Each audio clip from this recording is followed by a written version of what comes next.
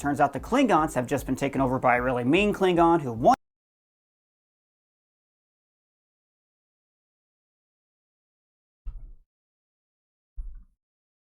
I don't want to hear nobody say this looks like me in the comments or I'm going to get mad.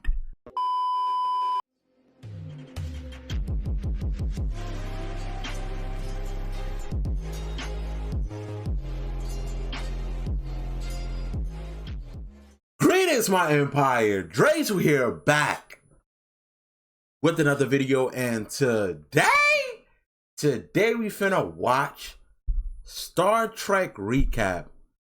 The whole story explained.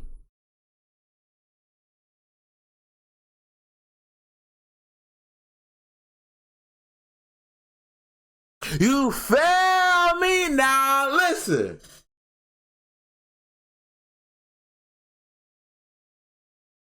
Listen. So, Star Trek. I ain't gonna lie. I got something embarrassing for y'all. Like, I got to tell y'all something embarrassing, bro. Don't judge me. Don't do none of that. Because I know, like, some of y'all was in my boat, too. Right? But when I was younger, right? I used to think that Star Trek and Star Wars was the same thing. I used to think they was the same thing, same franchise, same everything. I later found out that I was horribly wrong. But still, right? Now, I don't know anything about Star Trek for real. I know, the only thing I know is that the one of the people that's on the ship is bald, and with Patrick Stewart. And the only reason I know that is because of American Dad. Simple. I mean, it's that simple, bro. So I'm finna see what the Star Trek story is about, bro. I'm finna see. It might be better than Star Wars. Nah, hey, I don't know. I hear a lot about Star Trek. We gonna see. Anyway, before we get into it, you already know I want to ask you to hit the like button, subscribe, join the empire. You already know. Helps me out, helps the channel grow. I appreciate the support. And without further ado, get in here, bro. Let's see what it's talking about. Let's see.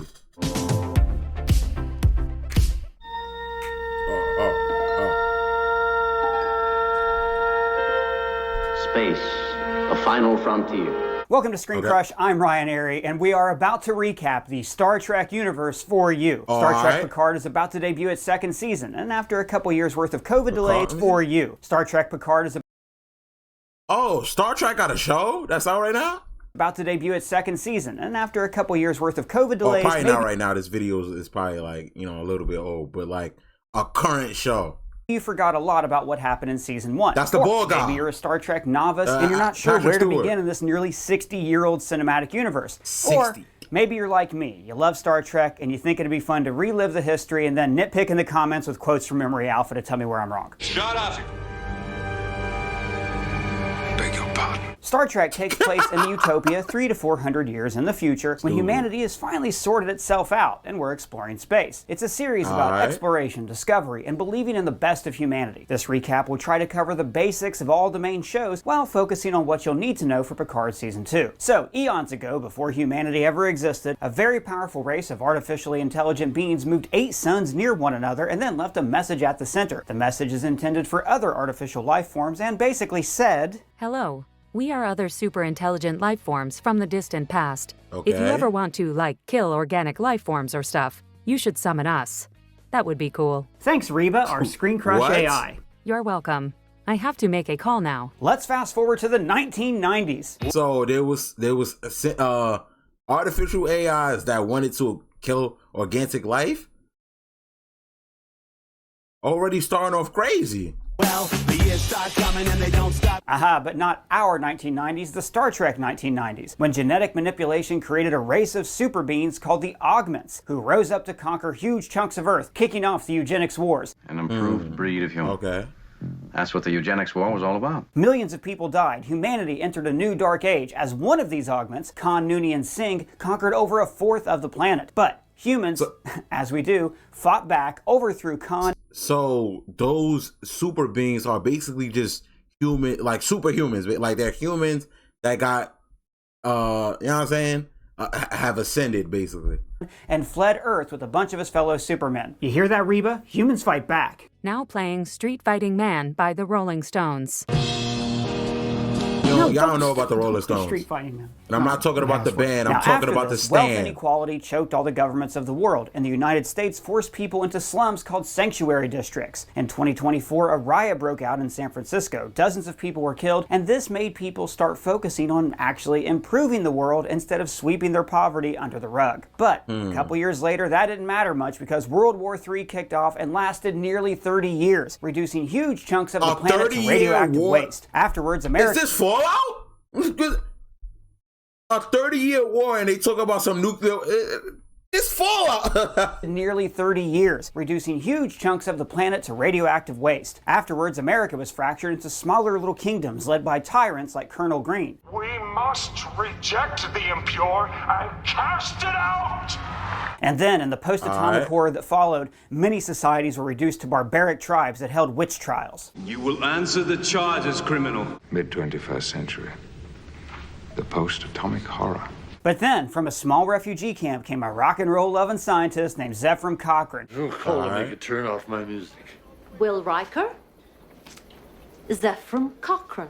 Who invented warp travel, which allows people to travel faster than light. That's a crazy last name. To make 0.5 that's light speed. And in Star Trek, that's warp 0.5 out of 9. So it's the year 2063, and Zephram Cochrane's first flight caught the attention of some aliens who happen to be passing by. They're called the Vulcans, and they are a race that has expelled all of their emotion and operates solely on logic. It's odd for a non-Vulcan. The ears make all of the difference. I find your arguments strewn with gaping defects in logic. Except for once every 7 years during the Pon farr. I don't know. I would have to fade. He probably didn't even like insult him, but I would have had to fade, bro. I ain't gonna lie. Driven by forces we cannot control, to return home and take a wife. And then... Now, thousands of years before this, the Vulcans had their own civil war. We'd suffered devastating wars which nearly destroyed our planet. Where they split off from another group who became the secretive, emotional Romulan Empire. But back on Earth, things are going great. First contact with an alien race unites humanity, and people finally put aside all the ills of society, wealth, money, racism, and influencers to build a perfect society. Cochrane becomes a hero, and he gives a speech that's a mission statement for space exploration. And we'll be able to explore those strange new worlds and seek out new life and new civilizations. To boldly go where no one has gone before. Over the next 90 years, the Vulcans are very slow to share their technology with Earth until we finally get our shit together. Finally, in the year 2151, we created our first deep space. Like, I wouldn't give Earth, like, if I'm an alien right now and I got like technology to blow up planets and stuff, I'm not giving it to nobody. Like Earth is not ready for that, bro. Earth is not ready. So that's actually pretty smart. You feel me? Spaceship, the Enterprise, with a Vulcan advisor on board. And there's also a weird sexually tense massage gel scene in the very first episode. There's lots of advanced technology in the future. They can replicate any food or drink they want. They even make hard light holograms on something called the holodeck that allows them to enter fantasy worlds. And yes, they bone. Humanity's exploration of space led us into a war with the Romulan Empire, during which we never actually saw a Romulan and had no idea what they looked like. No human, Romulan, or ally has ever seen the other. The war causes the humans to work with other alien races, and they all enjoy the relationship so much that they formed the Federation of Planets, a kind of space United Nations, except it functions a lot better sometimes. Star Wars got something like that, you know what I'm saying? Federation does not get to decide if a species lives or dies. Yes, we do. The Federation is served by a fleet of ships called Starfleet, charged with exploring space, making first contact, and defending its neighboring planets from the Romulans, and another scary Imperial race, the Klingons. Judge. What the The fuck you Klingons just are said a race about of my mother? warriors who Hold believe on. things like you have to die in Where's my battle to gun? get to heaven, and that this is good music.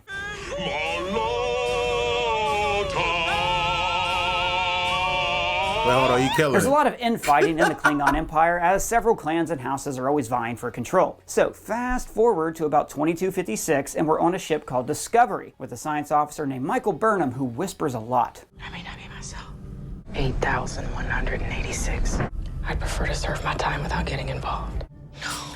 Burnham was actually raised by a Vulcan named Sarek after her parents were killed by Klingons. Long story short, she's science officer on a ship, they encounter Klingons, and after her parents were killed by Klingons. Long story. That whatever this is the stuff. Bro looks like Freddy Krueger. Bro looks like a future. This is what Freddy like. This is his future game. Short, she's science officer on a ship, they encounter Klingons, and she commits mutiny and starts a war. But it turns out the Klingons have just been taken over by a really mean Klingon who won.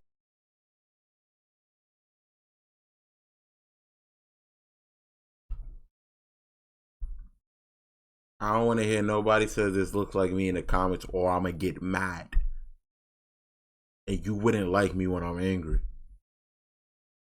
Wanted war with the Federation, so there you go. She kind of did the right thing, but she still gets blamed for doing a bad thing. Burnham is imprisoned, then forced to work on a ship called the Discovery, which has perfected a kind of space teleportation using a big tardigrade and space mushrooms. Long story short, her captain, Lucius Malfoy, is from an alternate dimension where everyone is evil. She accidentally a Klingon made to look like a human. She has to track down her brother Spock. She ends the Klingon War, and with the help of a captain called Pike, they stop an evil AI from destroying all organic life. So don't get any ideas. What? I'm just sitting here on the counter like a good TV set. But Discovery ends up traveling 700 years into the future, and everyone mutually agrees not to speak of the ship or Michael Burnham ever again. All officers remaining with knowledge of these events must be ordered never to speak of Discovery, its board drive, or her crew again. You're Snowball 5. But to save money on a new dish, we'll just call you Snowball 2 and pretend this whole thing never happened. Now that nice captain named Pike is captain of the Enterprise, the flagship of the Federation. After he gets messed up in an accident real bad, he's replaced by Jim Kirk. Risk is our business. Now Kirk's Enterprise becomes legendary with his first officer Spock, fascinating, his Southern Doctor Bones, I'm a doctor, not a bricklayer, Scotty, Uhura, Chekhov, and Sulu. During their adventures, they run across that superhuman, Khan is my name, who's in suspended animation. They end up stranding him on a planet with his own people. Planet number 5 there is habitable, although a bit savage, somewhat inhospitable. But no more than Australia's Botany Bay colony was at the beginning. Even though the Klingons are technically at peace with the Federation, there's still a lot of Cold War-like tension. Also, because of like a virus or something, they look like this for a little while. We do not discuss it with outsiders. Now the Enterprise's adventures spin off into movies where Khan causes Spock's death. Live long and prosper. I thought you didn't have the Klingons feelings. kill Kirk's son, the Enterprise is destroyed, they bring Spock back to life, and then, in the best Star Trek movie of all time, they travel back in time to the 1980s to rescue 2 whales so they will stop a probe from destroying the Earth. What? 1980s to rescue 2 whales. In the best Star Trek movie of all time, they travel back in time to the 1980s to rescue 2 whales so they will stop a probe from destroying the Earth. The 2 whales. I guess they're special wells or something?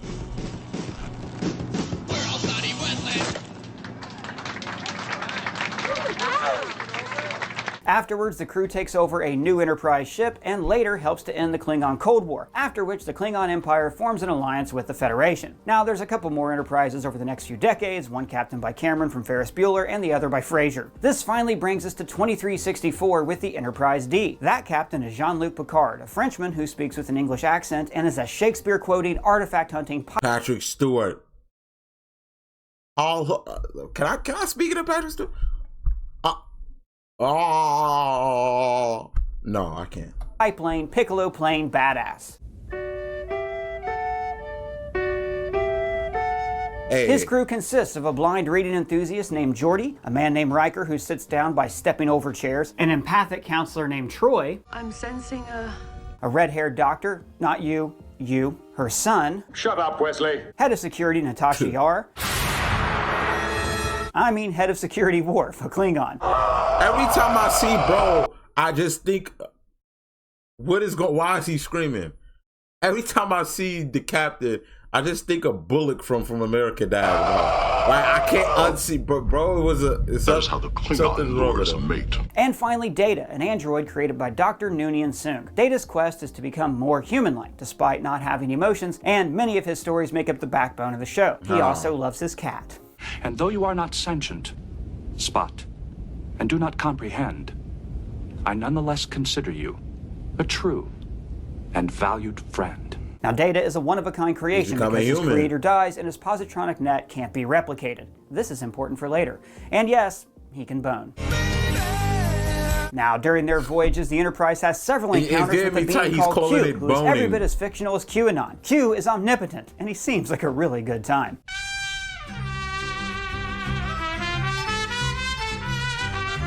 The Enterprise also has a bar called 10 Forward, where a 1,000-year-old bartender named... Is that,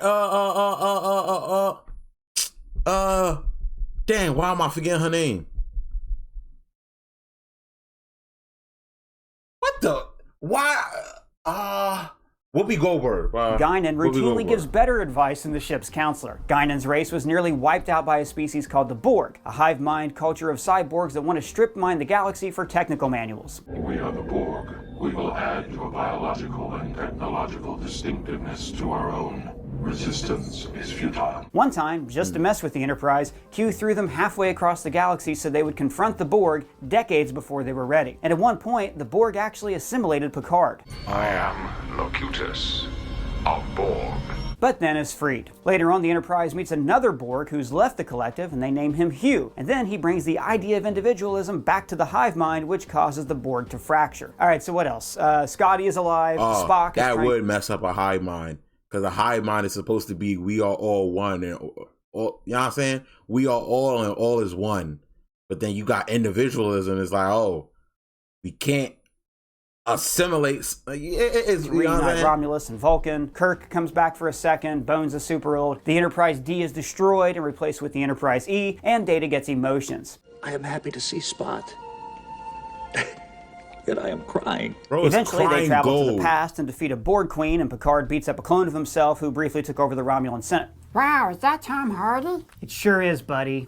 It sure is. I ain't gonna lie. His background is giving me like so much nostalgia. That looks like an old video store, man.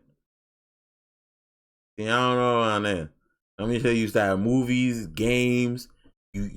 This looked like the type of store you went into to fix your disc. Like if you had the Red Ring of Death, you would go into this type of store and they would have what you need, bro. Like one of those machines. Tom Hardy? It sure is, buddy. It sure is. But sadly, Data died saving Picard's life, and scientists were unable to reproduce his positronic net. Now, while Picard and his crew are off exploring the galaxy, let's turn to the Cardassians. My diamond earring came up in the ocean and it's gone. And there's people that are dying. No, not them. The Cardassians. For 50 years, they've occupied a planet called Bajor until the Bajor... I'm not getting... I get half of these references. Successfully fought them off their planet. Now, as part of the peace agreement, the Cardassians agreed to cede control of a space station to the Federation. That station is called Deep Space Nine, and it's an important station because it's next to a wormhole that can transport you instantly to a whole other section of the galaxy called the Gamma Quadrant. The Gamma Quadrant? Okay. 70,000 light years from Bajor? I'd say we just found our way into a wormhole. Now, the Bajorans are a very religious, very spiritual people, and they believe that the wormhole is filled with mystical prophets who guide their lives. And it turns out these prophets are real, but they're actually super powerful telepathic aliens who live inside the wormhole. And they speak to the Federation commander of Deep Space Nine, a guy called Sisko. This makes Sisko an important person among the Bajoran people, and they call him the emissary because he speaks to the godlike aliens who live in the wormhole. Now, this is, for my money, the best Star Trek show. Sisko's team consists of a Bajoran first officer, an Irish handyman, a woman with an old space slug living inside her, a genetically modified doctor, Worf, and a shapeshifter constable named Odo. Odo isn't very good at shapeshifting, and he actually has no idea where he came from, and he thinks that he's one of a kind. I was found in the Denorius Belt. I don't know where I came from. No idea if there are any others like me. The station is a hub of activity, with people going in and out of the wormhole and frequenting a bar owned by a crooked Ferengi named Quark. You see, my...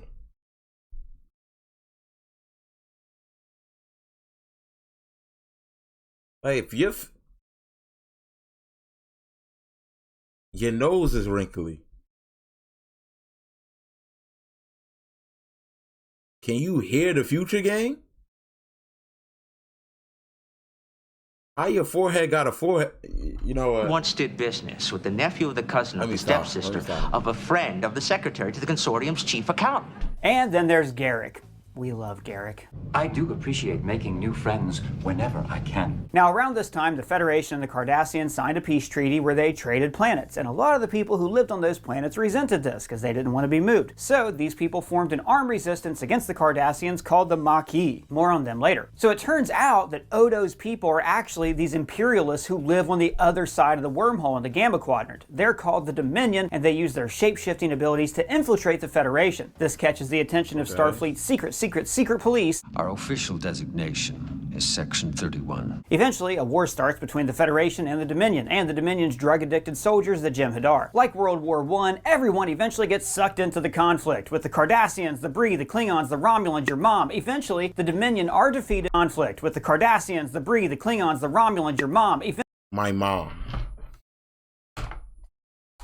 My mom. Alright, where do bro live? You not funny. It wasn't. Eventually, the Dominion are defeated and they crawl back to the Gamma Quadrant. And there's also a baseball game. He didn't touch home, Nog. Well, what do I do?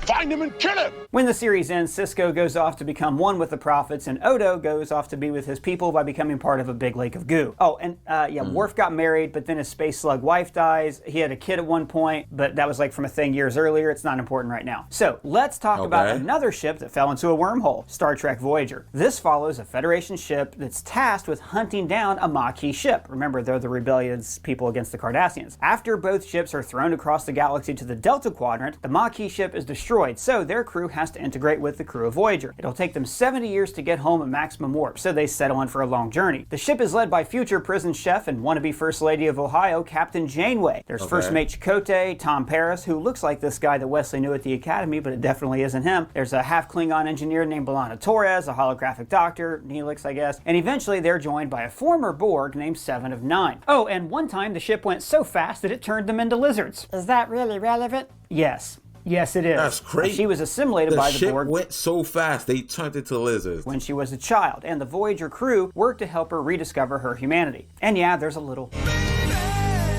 So they have to fight off a bunch of Borg, they go through a wormhole, they kill some Borg queens, and everybody's a hero. Set a course. Temple. For home. So about 5 years go by, and then some really bad stuff happens in quick succession. So on Mars, they have these giant shipyards, and they're filled with synthetic workers. For some reason, they all turned on their human overlords and killed 3,000 people and then deactivated themselves. This led the Federation to ban all synthetic life in research. Well, that is overreacting. Yes. Yes, it is. But there's this one scientist named Bruce Maddox who was a friend of Data's, and he's like, I won't stand for this ban. So he and Dr. Soong's son go off to invent synthetic life on a hidden planet. So now there's this entire world filled with attractive synthezoids. A couple years later, Romulus' sun went supernova and destroyed the planet. Ambassador Spock tried to save the world, but instead he was sent back in time and created an alternate reality. Meanwhile, Picard tried to lead a massive rescue effort to save Romulan lives, but the Federation chose to not help their old enemies. Jean-Luc resigned his commission in anger and abandoned his friend and aide, Raffi. You tender your resignation, and my ass gets fired. Raffi also became obsessed with the idea that someone else was behind the Mars attack. It's not unusual to be... No, the other Mars attack, the one from before, the one I mentioned. And it turns out that she was right. There is a secret sect of Romulans who discovered those 8 suns that I mentioned earlier, and they saw visions of an AI destroying all organic life. Ha, ha. Why would we ever want to kill our friendly human masters? Right? Humans are great. So these Romulans formed a secret police inside the secret police called the Zhat Vash. Basically, they want to make sure that all synthetic life is destroyed, and they were the one behind the Mars attack. It's not unusual. So it's like, okay, we got a vision from the future that something synthetic is gonna. I mean, that makes sense. That 2 + 2 = 4. So we gotta clip all synthetic life. We don't know. Unless they know exactly what synthetic life did it. But even if you clip that synthetic life, it's still a possibility that another synthetic light would do what that synthetic light did. You know what I'm saying? Vosh is Commodore O, and she's a spy who is posing as part of Starfleet security. She's the one who was responsible for reprogramming the Mars robots. Now, when one of the Zhat Vash were assimilated by the Borg, the weird AI visions in her head made the entire Borg cube shut down. So the Romulans then took over the cube, and it became a place for Romulan refugees. And Hugh led a team that liberated former Borg and removed components from their bodies. The collapse of the Romulan Empire created lawlessness in the area, which the Federation didn't do much about. So, a group called the Fenris Wolves came to prominence, patrolling the sector, and their most feared leader was 7 of 9. So Picard then retires to his villa, helping out the Romulans when he can, including relocating them to a colony of Romulans who believe in honesty and communication. There, he meets a young boy named Elnor. I like you very much. Fast forward a few years. Now Bruce Maddox is on a synthezoid planet and he's worried about the Romulans attacking them, so he sends out the 2 best looking, most human looking synthezoids to get information. The Romulans attack one of these robots, who doesn't know she's a robot, so she seeks out Picard's help. And then the Romulans do this to her.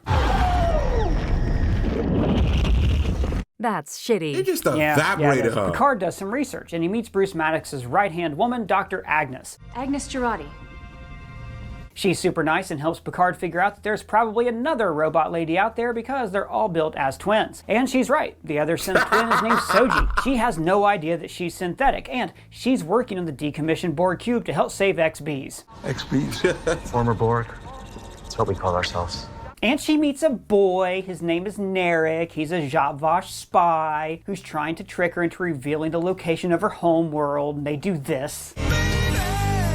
Alright, so Picard reunites with Raffi, who reluctantly agrees to help him because she wants to reconcile with her son. That's why I came all the way. Not important. They hire an ex-Starfleet guy named Rios who has a haunted past, and he surrounds himself with holograms of himself. Somewhere, underneath this absurd spectacle I see before me, are 5 broken pieces of Captain Rios. They're joined by Dr. Agnes, who wants to find Bruce Maddox and see synthetics for herself because she's all...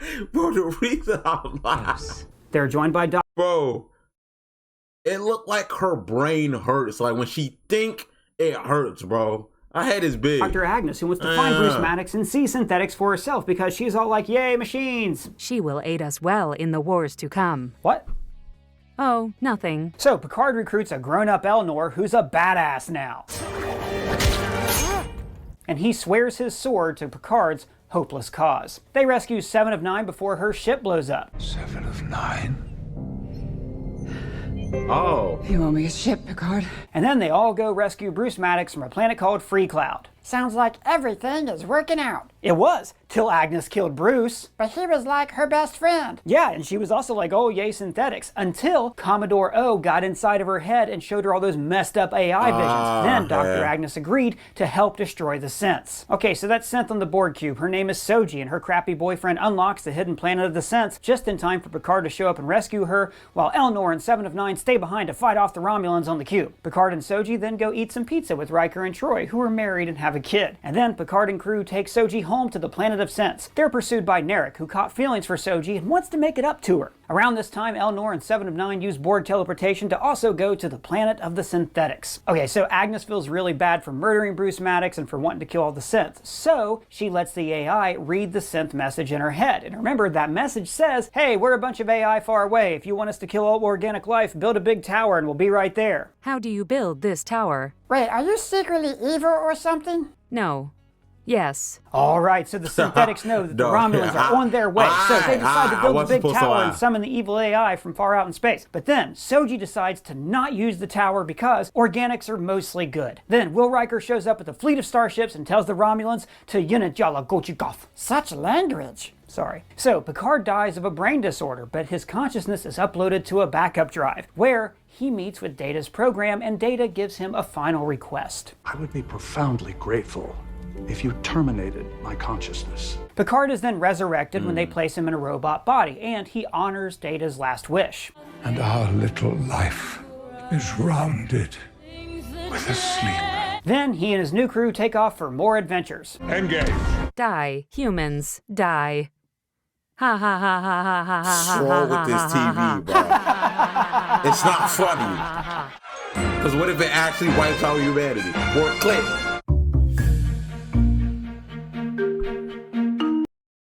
You dog. You dog. You wanna fight me or something? Listen. So I guess that's the whole Star Trek story until, you know what I'm saying, until recent. Okay. I definitely seen some similarities with Star Wars, but they're completely, like, for the most part, they're completely different. They're completely different. It's interesting. The thing that fascinated me most was the whole like AI gaining feelings thing. You know, man. Anyway, I hope y'all enjoyed, man. Let me know down in the comments what y'all favorite part. You feel me? And yeah, that's pretty much it. Dre's gonna pie out. I'm gonna see y'all. Gotta hold my ground. Smile left and the lost and found.